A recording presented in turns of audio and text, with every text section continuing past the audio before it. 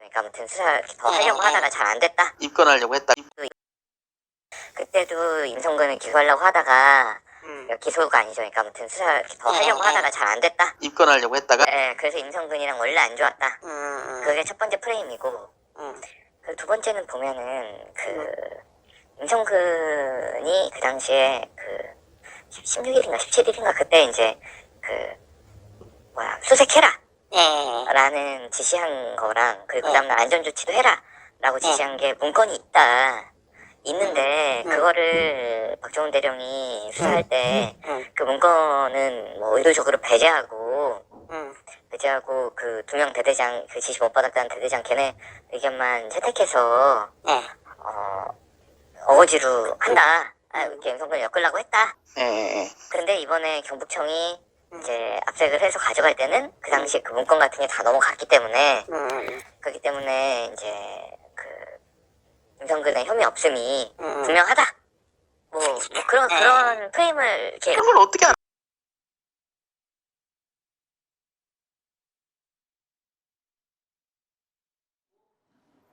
네, 음성 파일을 들어보셨는데요. 이제 김정민 변호사님과 그다음에 국방부 검찰단, 국방부 주변에 여러 가지 얘기를 잘 알 만한 위치에 있는 언론 관계자와 통화한 내용입니다. 그래서 여기 보면 문서 얘기가 나오고 그다음에 임성근 1사단장의 뭐 진술 얘기가 나오고 뭐 이런 얘기가 나오는데 요거 조금 설명을 해 주실래요? 제가 그게 아마 통화를 한 게 아마 10월 9일인가 그랬을 거예요. 네. 10월 9일 날 평소 잘 알고 지내는 이제 언론사 기자님이 전화가 와서 이렇게 자연스럽게 얘기를 하다가 저 얘기를 하는 거예요. 뭐냐면 갑자기 검찰단 관계자가 좀 뭐 연락이 와서 전화를 해봤더니 뭐 임성근 사단장 얘기를 하더라. 네. 그러면서 뭐 속된 말로 너 그거 아느냐? 뭐 임 사단장과 그 박 단장이 대대장 때부터 악연이 있었다더라. 뭐 대대장 시절에도 입건하려고 못했고 뭐 연대장 시절에도 입건하려고 못했고 그래서 굉장히 감정이 안 좋았다가 이번 일이 이렇게 터졌다. 특히 그 사단장의 그 책임 없음을 명백히 입증해 줄 수 있는 서류가 있는데도 반영조차 안 해줬다. 네. 그런데 이번에 경북청에서 압수수색을 해서 그걸 확보했으니 이제 한마디로 임성근 사단장 걱정 없다. 그 무죄 나오는 게 확실하다. 이런 식으로 얘기를 하더라는 거예요. 그래서 제가 그 얘기를 쭉 듣고 제일 의아했던 게 뭐냐면 그걸 검찰단에서 어떻게 하냐고요. 검찰단 관계자가 경북청 수사 상황을 손바닥 보듯 보고 있다는 거 아닙니까? 호호. 그럼 경북청에서 알려주지 않고서는 알 재간이 없는 거라거든. 그거는 문제죠. 그래서 제가 굉장히 그 문제가 있다. 이게 말이지 경북청 이 사람들 원래도 믿을 수 없었던 곳인데 역시나 저런 짓을 하고 있구나라고 생각만 하고 있었어요. 추측이죠. 예. 그런데 워낙 많은 지금 쟁점이 있기 때문에 그걸 뭐 네. 제가 신경 쓸 틈도 없었죠. 네. 그래서 제가 의문을 가졌던 게 도대체 어떻게 그런 걸 아느냐 이거죠. 그 문건을 이번에 경북청에서 압수수색했다는 건 또 어떻게 알 거며. 그러니까 1사단장이 한 100페이지 정도 되는 진술서. 근데 이번에 이제 네, 수사기록 목록을 받아보니까 네. 저희가 마지막 피의자 신문을 받은 게 9월 20일입니다. 같은 날짜에 100페이지가량의 임성근 사단장이 진술서가 들어와 있더라고요. 그러니까 낼 수 있죠. 뭐 자기도 이 사건이 자기 사건은 아니지만 어찌됐든 관련 사건이니까 여기에 변명을 할 수도 있겠죠. 네. 그러나 본인이 그렇게 변명을 하는 거는 누가 말리겠습니까? 그런데 그것을 검찰단 관계자가 그대로 그게 사실이냐 떠버리고 다닌다. 자, 그런 내용을 심각한 지금 거죠. 기자들한테 전파하고 네. 다닌다는 거죠. 그게 이제 그러면서 우연히 보니까 다른 기자님도 저도 그런 비슷한 말 들었습니다. 이렇게 나오는 거예요. 그래서 저는 저 녹음 파일을 그냥 그 녹음이 돼 있는 채로 찾아보지도 않았던 것 같아요. 네. 그러다가 이번에 이제 수사기록 목록을 보고 이제 그 의문이 풀렸죠. 이 경북청이 알려준 게 아니라 혹시 이 진술서에 그런 내용이 기재되어 있는 거 아닐까? 그래서 이제 그 녹음 파일을 찾아보니까 그 날짜에 아주 남아 있더라고요, 핸드폰에. 그래서 다시 들어보니까 그런 내용이에요. 아까 말한 대로 네. 대대장 때 연대장 때 사이가 안 좋았고 그래서 이번에는 서류가 있는데도 불구하고 빼놓고 엮으려고 한다. 근데 다행히 경북청에서 그걸 입수했으니 이제 걱정 없다. 1사단장은. 그런 내용들을 지금 검찰단 관계자가 복수의 기자들한테 막 먼저 접근해가지고 알려주고 있다. 자, 그러면 참. 그 임성근 사단장이 본인의 어떤 이제 뭐 주장이죠. 네. 나 억울하다. 그리고 일종의 그런 보복 수사를 당했다 뭐 이런 얘기인데 그다음에 뭐 여러 가지 이제 자기 또 이 사건 관련해서 해명을 했겠죠. 그것을 이제 진술서로 써서 장문의 진술서를 국방부 검찰단에도 내고 네.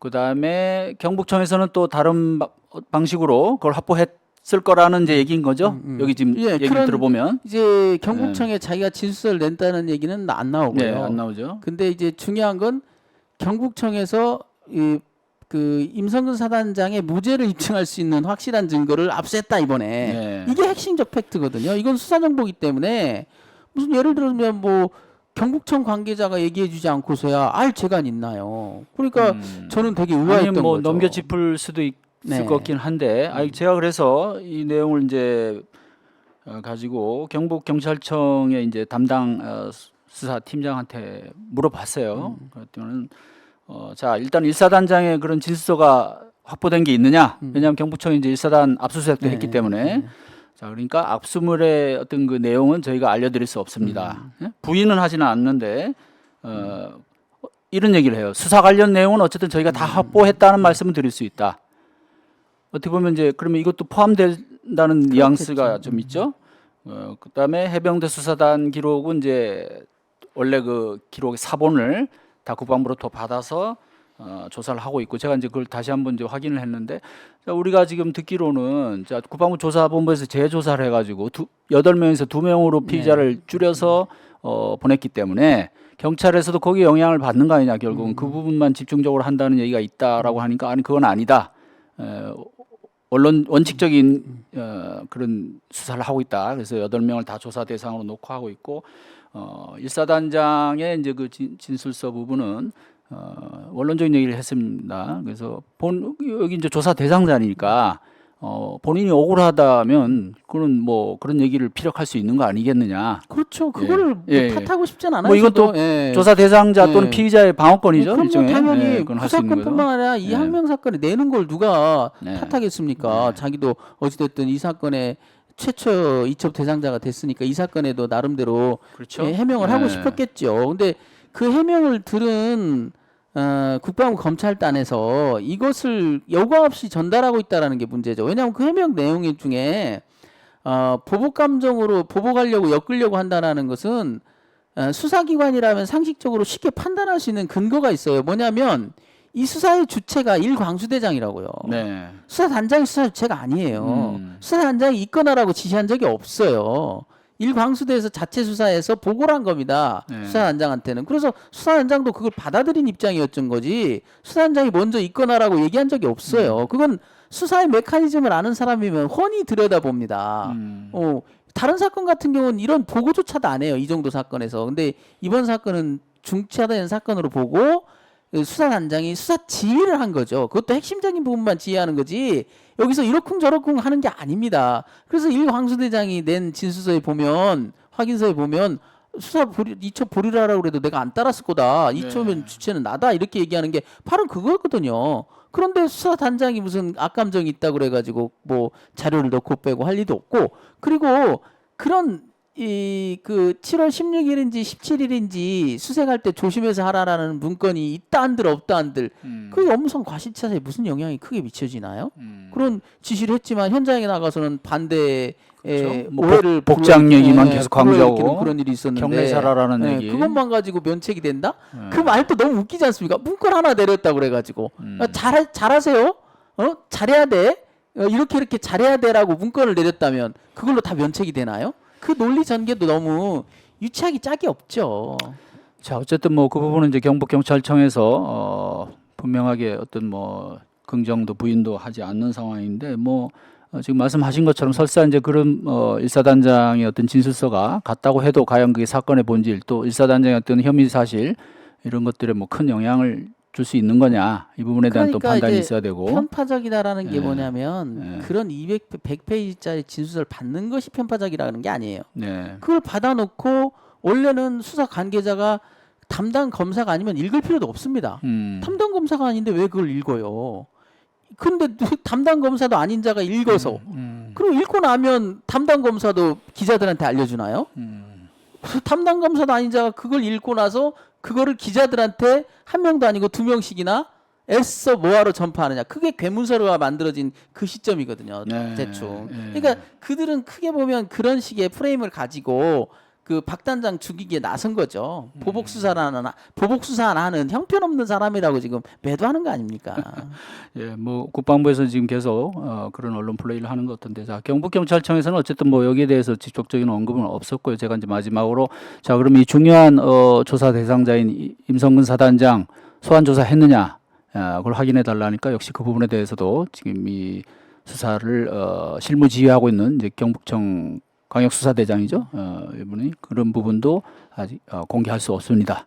그래서 이게 참 어떻게 보면 또 한편은 깐깐한 수사예요. 이런 중요한 그렇죠. 국민적인 의혹이 네. 제기되는 사건에서 보통 이런 사건 누가 조사를 받는지 뭐 이것도 지금 알 수가 없어요. 소환 조사를 할 때 공개 소환도 꽤 하지 않습니까? 이 네. 사건 같은 경우는 굉장히 중요한 적인데 예를 들어서 우리 같은 경우는 박 단장 같은 경우는 기소를 하고 네. 저희들이 공소장을 받기도 전에 언론에 다 나갔어요. 그래서 변호인들이 공소장을 못 받은 채로 기소됐다더라는 소리를 들었어요. 그럼 박 단장한테는 그렇게 하고 네. 그렇게 매몰차게 하고 왜 그렇게 임성근 사단장한테는 그렇게 온정적이고 살뜰하게 살펴주는지 이번에 그 국회에서도 문제가 됐지만 파견 명령이나마 네. 그 냈더니 또 바로 취소하라고 또 살뜰히 챙겨줘요. 그날 7월 30일 날 당일 챙겨줍니다. 외국에 나가는 국방장관이 그것까지 챙겨줘요. 파견 명령도 취소하라. 그 정신 없을 때. 자, 그거 지금 말씀이 나왔으니까 얘기지만은 그러니까 7월 30일 보고 네. 해병대 사령관과 박정훈 수사단장이 국방부 장관에게 보고할 때, 자 보고가 끝나고 따로 사령관과 장관이 바로 해병대 1사단장 인사 문제를 논의했죠. 그렇죠. 예. 그 논의 내용도 다 오픈됐어요. 그러니까요. 뭐냐면 합참 전비실장, 그다음에 해병대 부사령관 중에 후임을 채우려고 하는데 합참 전비실장에 대해서는 합참 의장이 싫어한다. 왜 해병대 문제 때문에 우리한테 인사에 영향을 미치냐 그래서 안 될 것 같다. 그래서 보관이 해병대 부사령관으로 다 낙점이 됐었다고요. 그 후임은 그게 다 이미 알려져 있는데. 사령부로 올려 네. 보내는 거네, 그죠? 네. 그리고 이제 1사단장은 잠깐 이제 사령부로 복귀시킨다. 그게 다 보관으로 다 돼 있었고 그런 거에 대해서 장관한테 보고하지 않고 총장한테 보고하지 않고 해병대 사령관이 임의를 할 수 있나요? 장관 인사인데 인사권이 없다고요. 그 보임권 자체도 해병대 사령관한테 1사단장 보임권이 없어요. 그러니 당연히 법적인 권한은 그게 아마 장관일 거예요. 그 보임권이. 그러나 네. 실질적인 보임권은 대통령한테 있다고요. 그게 전투부대의 실병력을 움직일 수 있는 일선부대 사령관 그 전투부대 지휘관이기 때문에 거기에 대한 실질적인 권한은 대통령에게 있는 거예요. 대통령이 내가 신임을 해서 보냈는데 너희들 마음대로 뭐 사건이 연루됐다고 뭐 아웃시킨다고? 나는 핫바지야? 이렇게 되지 않겠습니까? 그럼 그 부분이 그 다음 날 네. 있었다는 이제 대통령 경로 의혹과 관련되는 부분으로 근데 해석이 될 수도 있네요. 이런 부분은 네. 이렇습니다. 왜냐하면 왜 그러면 해병대 사령관은 왜 장관한테 결재를 받으려고 했느냐? 장관도 해병대 사령관도 알 겁니다. 이거의 실질적 권한은 대통령실이라는 걸. 그렇다고 해병대 사령관이 대통령실에 갈 수는 없잖아요. 그리고 장관이라는 그 국무위원과 대통령과의 신임이 있기 때문에 장관은 그 정도로 컨트롤할 수 있는 거죠.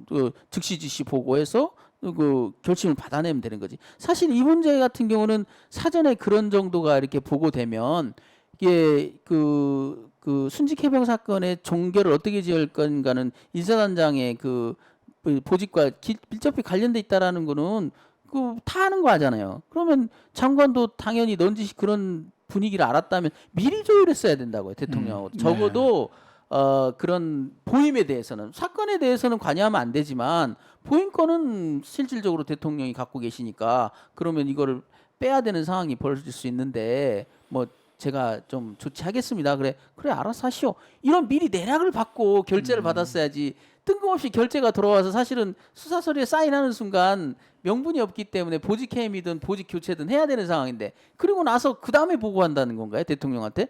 좀 그냥 바꾸기로 했어요. 그러면 대통령도 그걸 그래 잘했다라고 생각하겠어요? 평소에 신임이 있는 관계라면 그래 잘했다 하면서 조금 서운하겠지. 좀 미리 알려주지 이랬을 거고. 그런데 이제 그런 권한 의식이 센 사람 같은 경우는 뭐야? 내 권한인데 왜 당신 마음대로 해? 이렇게 나올 수 있잖아요. 음. 그건 미리 조율을 됐어야 되는 거죠. 이번에 장관도 대통령의 경로를 불러일으키는 저기 빌미를 제공했어요. 자, 그 인사 부분도 한 원인이다 이렇게 볼 수 있는 거고. 네. 그러면 대통령은 어떤 자세한 진상이나 일사단장의 어떤 혐의 내용이나 뭐 이런 거와 상관없이 지금 그 장관이 알아서 예를 들면 인사조치 사실상 인사조치를 한 거잖아요. 그렇죠. 내정을 네, 한 거죠. 네, 그렇죠. 그거는 그 책임을 묻는 문책 인사였잖아요. 그렇죠. 그죠? 네. 사령부로 불러 올린다는 네. 거는 인사단장에서 물러나게 하고 자 거기까지 어쨌든 장관이 다 결심을 하고 결재까지 사령관하고 다 했으면 본인도 충분히 이거는 이미 그 정도까지 뭐 인사까지 생각했으면 다 판단한 거잖아요. 그렇죠. 근데 그 다음 날 오전에 갑자기 생각이 달라졌다.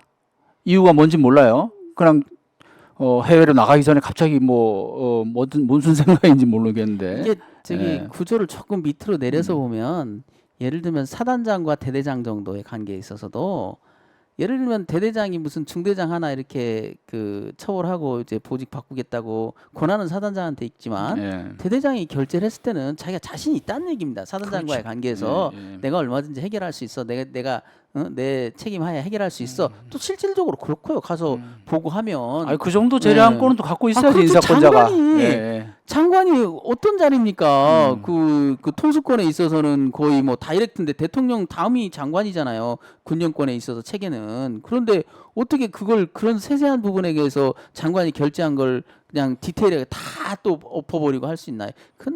그리고 그 사전 조율이 안 됐다면은 그분은 장관도 잘못은 있어요. 그리고 이제 뭐 정치적으로. 만약에 이제 그런 인사 관련 경로라는 시각이 맞다면 그런 관측이 사실이라면 하필 또 일사단장이 대통령이 크게 그 치하하고 막 이랬던 분 아니에요. 그런 분에 대한 문책 인사를 사전에 만약에 보고 없이 그렇게 한 거라면 또 대통령이 경로하는데 그 중요한 원인이 됐을 거다. 이제 이런 분석이 나온다는 거죠. 그렇죠. 제가 볼 때는 이제 그것만으로도 충분하지 않느냐. 음, 대통령 경로는. 그러니까요.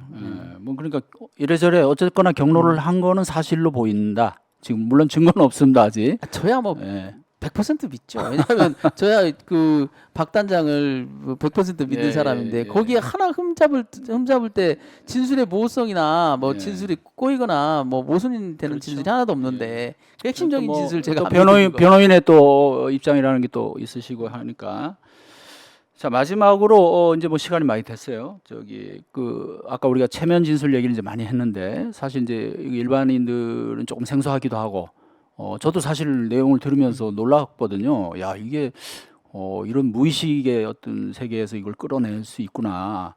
근데 이게 법정에서는 어느 정도 증거력을 가질 수 있나요? 뭐 이게 뭐냐면 예. 증인이나 뭐 이런 사람들의 증언이라면 신빙성을 문제 삼을 수 있지만 이제 피고인이기 때문에 피고인은 자유롭게 자기에게 유리한 진술을 할 수 있는 거거든요.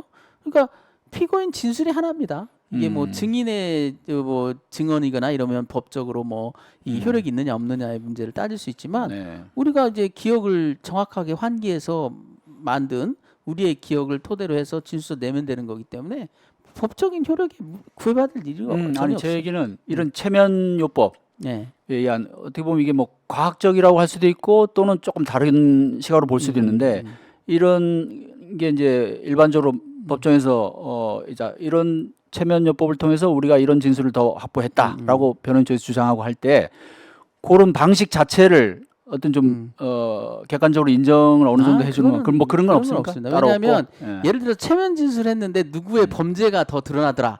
이러면 나는 그걸 못 믿겠습니다. 피고인이 이럴 수 있지만 이건 피고인의 진술이거든요. 내가 기억을 환기해서 자세히 환기해서 다시 리뷰해 보니까 이거다.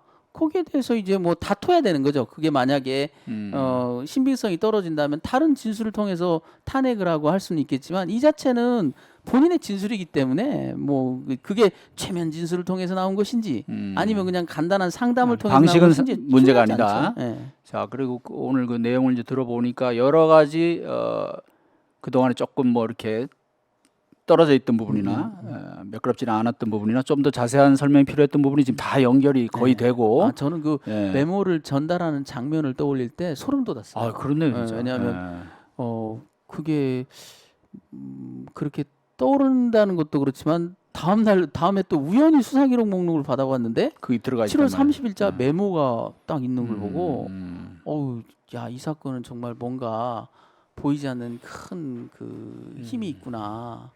왜냐하면 어려운 사건은 항상 이렇게 난관을 돌파해주는 외부적인 전혀 예측하지 못한 일들이 있거든요. 그래서 이번에도 보면서 야, 그런 걸 제가 여러 번 느꼈습니다. 이 사건에서. 근데 또 한 번 그걸 느꼈죠. 아, 이게 그렇구나. 역시 그 진심을 다하고 진사대천명이라고 우리가 할 수 있는 일을 다 하고 기다려 보면 상대방이 실수할 때도 있고요. 또 전혀 예상하지 못했던 도움이 이렇게 오는 경우도 있고요. 그렇습니다. 그 김기한 해병대 사령관, 그다음에 임성근 일사단장, 그다음에 그 국방비서관 뭐 이런 분들도 다 좀 체면 조사를 한번 좀 받아보게 권장할 수는 없을까요? 체면 조사는 고사하고 네. 거짓말 탐지기도 안 했죠. 그러니까요. 심지어 진술 조사를 안 받으니까 아. 진술서를 받는다는 건 뭐냐면 네 말은 당신 말은 100% 내가 믿겠습니다 이겁니다. 아니 진술서만 받는다? 그럼 읽어보니까 아유 퍼펙트해요. 그러니까 다시 안 부르는 거거든. 그들은 그럼 그거는 조사가 아니죠. 네, 그러니까 네. 김기한 이제 해병대 사령부 사람들은 계속 반복해서 조사를 받았고 그 용산 대통령실과 국방부 사람들은 유재현 법무관리관을 빼면 전원 다 진술서로 가름이에요. 그리고 그 핸드폰도 현재 이 기록에는 없습니다. 차관의 핸드폰 자체가 포렌식돼서 이 기록에 들어와 있지 않아요. 차관과 관련된 어떠한 증거도 없어요. 본인의 것은 물론 해병대 사령관의 뭐 문자가 캡처돼서 들어왔다는 건 있지만 그거는 해병대 사령관의 증거인 거고. 그럼 이쪽 증거만 채택하나요? 체증하나요? 아니죠. 양쪽을 다 체증해야 그 신빙성이 높아지는 건데 이쪽도 열어보고 그리고 국회에서 차관이 굉장히 자신 있게 얘기했지 않습니까? 나는 그런 거 보낸 적 없다. 자신 있다. 열어봤다. 그럼 없더라. 이렇게 얘기했는데 그러면 되게 의아스러운 게 그게 맞다면 그게 사실이라면 국방부 차관의 핸드폰을 조사한 사건은 이 사건이 아니란 얘기예요. 박정훈 대령의 항명 사건이 아닌 별건이 있나 봐요. 거기서 뭐 포렌식도 하고 했다면 모를까. 이 사건에는 전혀 없습니다. 예. 황당하죠. 저희가 이제 유심히 봤던 것은 군사 보좌관의 문자예요.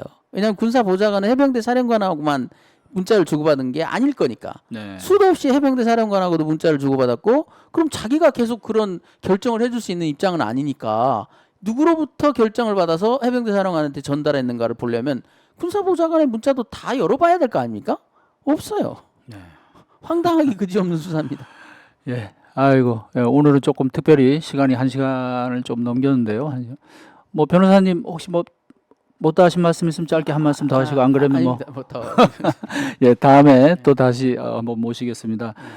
모쪼록 저희가 물론 이제 뭐 변호인이기 때문에 또 이제 일부에서는 뭐 변호인이니까 좀 뭐 객관성이 좀 떨어질 수도 있는 거 아니냐 뭐 그럴 수도 있겠지만 저희 최대 어떤 객관적인 정황과 상식에 의거해서 오늘 얘기를 나눴다고 생각을 하고요. 그러면 뭐 제안이랄 것도 없지만 예. 저도 제일 궁금해요. 네. 수사 관계자가 한번 나와서 그러니까 제가 말씀드린 이제 그 얘기를 하려는 거예요. 저 반대하지 않아요. 그래서 예, 다음 시간에는 네. 저는 저번에도 제가 말씀드렸어요. 네. 국방부 검찰단이든 법무관리관이든 아니 뭐 경북청도 좋습니다. 나오시면 얼마든지 여기서 생산적인 토론을 하자고요. 아니 아까 네. 그 전화 거기 이상한데 하지 말고 네. 여기 와서 얘기하라고요. 제발 공개된 그러니까요. 장소에서. 뒤로 자꾸 이렇게 네. 언론 플레이 같은 거 하지 마시고 또는 뭐 뒤에서 또 뭐 변호인이 언론 플레이를 한다는 등 뭐 이런 얘기하지 마시고 변호인 입장에서는 지금 일방적으로 당하고 있는데 당연히 아니 국회에서는 뭐, 예. 해병대 수사단장을 부르지도 그러니까요. 않는데 예. 어떡하 이렇게라도 변호를 해야 되지 않겠습니까? 그러니까 수사가 지금 뭐 그렇다고 지금 공평하게 진행되는 것 같지도 않고 그래서 부디 수사기관 관계자들은 뭐 제가 몇 번 얘기했습니다만 정권을 바라보지 말고 권력의 눈치를 보지 말고 당당하게 공명한 수사, 그런 공정한 수사, 국민을 바라보고 그렇게 좀 해줬으면 좋겠습니다. 이게 혹시나 뭐 지금 덮을 수 있다고 생각 또는 가릴 수 있다고 생각한다면 착각이고요. 어차피 또 다음 특검이 또 기다리고 있고 하기 때문에 좀 양식을 가진 분들이라면 제대로 수사를 좀 해주실 걸로 그렇게 기대를 하겠습니다. 변호사님 오늘 여러 가지 좋은 말씀 감사합니다. 다음 시간에 또 한번 모시겠습니다. 감사합니다. 고맙습니다. 예.